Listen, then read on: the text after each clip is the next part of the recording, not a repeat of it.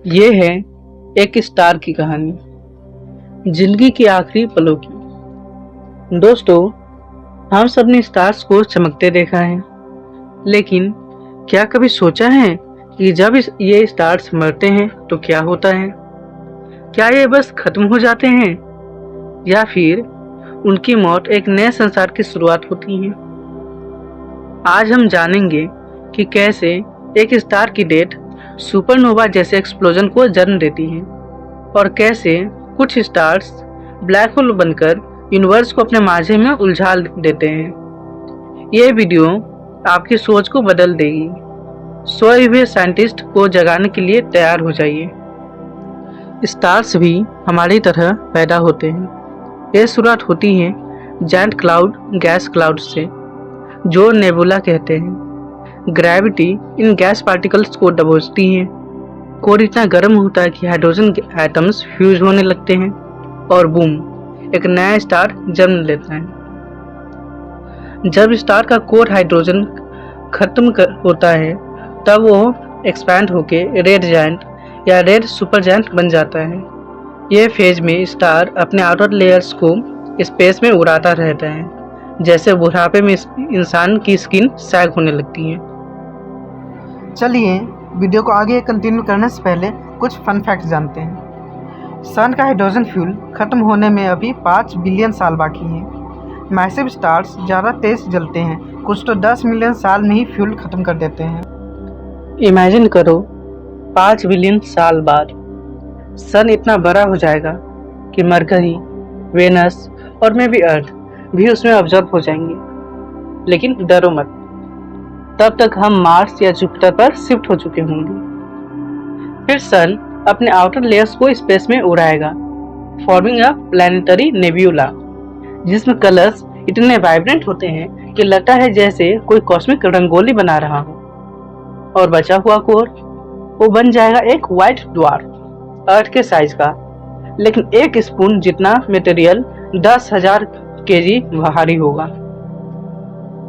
कभी कभी white dwarfs अपने पार्टनर स्टार्स से मटेरियल चुरा कर नोवा एक्सप्लोजन पैदा करते हैं, पर यह सुपरनोवा से छोटा होता है, जैसे cracker versus atom bomb.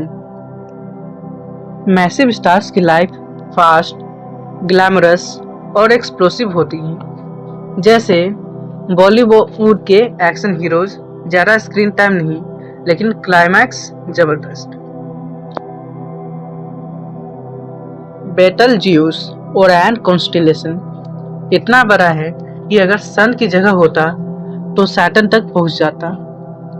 R136A1 टेरेंटुरा nebula 300 times सन से मैसिव है। ये तो एक कॉस्मिक डायनासोर। इन स्टार्स का कोर एक प्रेशर कुकर की तरह काम करता है। हाइड्रोजन खत्म होते ही हीलियम फ्यूज होता है, फिर कार्बन, ऑक्सीजन, आखिर में आयरन बन जाता है। और यहाँ से शुरुआत होती है असली ड्रामा की। जब कोर में सिर्फ आयरन बचता है, फ्यूजन रुक जाती है। ग्रेविटी का प्रेशर इतना बढ़ जाता है कि पूरा कोर 1 सेकेंड में कोलैप्स हो जाता है। ये कोलैप्स इतना पावरफुल होता है कि पूरा स्टार फूट जाता है, सुपरनोवा। इस एक्सप्लोजन की एनर्जी इतनी होती है कि यह 1 सेकेंड में सन की पूरी जिंदगी की एनर्जी से ज़्यादा चमक दिखाता है। सुपरनोवा से गोल्ड, सिल्वर, यूरेनियम जैसे एलिमेंट्स स्पेस में फैलते हैं। सोच लो, आपके मोबाइल में जो गोल्ड है वो किसी स्टार की मौत का तोहफा है।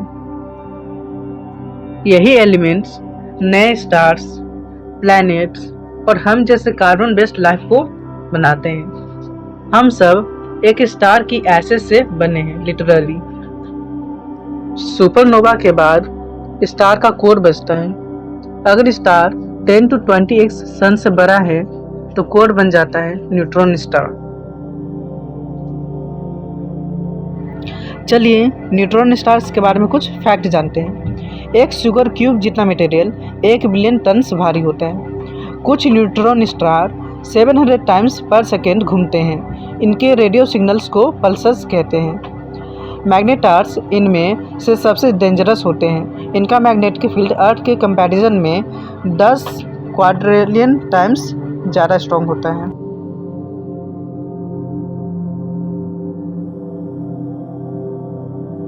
अगर स्टार 25x सन से बड़ा है तो न्यूट्रॉन स्टार भी सर्वाइव नहीं कर पाते। ग्रेविटी इतनी स्ट्रॉन्ग होती है कि पूरा कोर एक ब्लैक होल में कोलैप्स हो जाता है। ब्लैक होल्स का ग्रेविटी इतना इंटेंस होता है कि लाइट तक एस्केप नहीं कर सकती। इनका बाउंड्री होता है इवेंट होराइजन। जाने का टिकट सिर्फ एक तरफ का है। 2022 में साइंटिस्ट्स ने एक अनोखा सुपरनोवा देखा, SN 2022 JLI।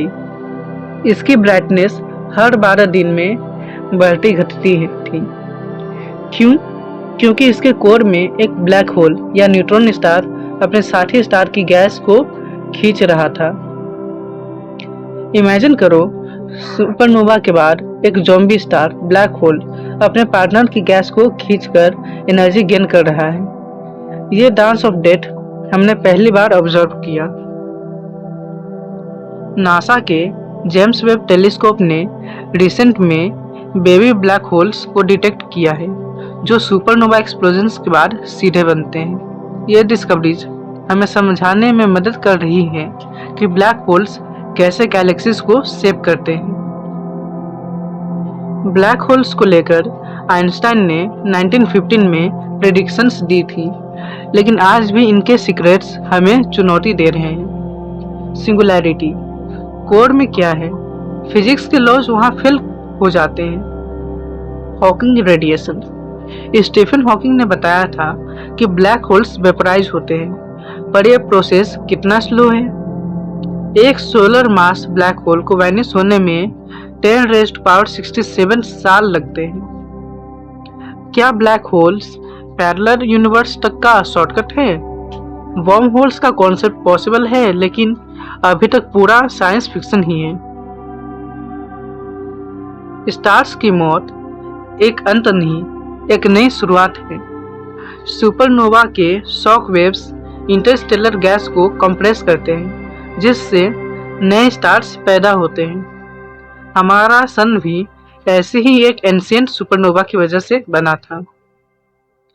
जब आप रात को स्टार्स देखें, याद रखिए हर एक स्टार्स की एक कहानी है। कुछ पीस से रिटायर होते हैं, कुछ अपनी जिंदगी के एक बड़े ब्लास्ट के साथ खत्म करते हैं, और कुछ इतने मिस्टीरियस हैं कि उनकी मौत भी राज बनकर रह जाती है। चलो अब तुम्हारे सवाल। क्या अर्थ कभी ब्लैक होल में गिरेगी?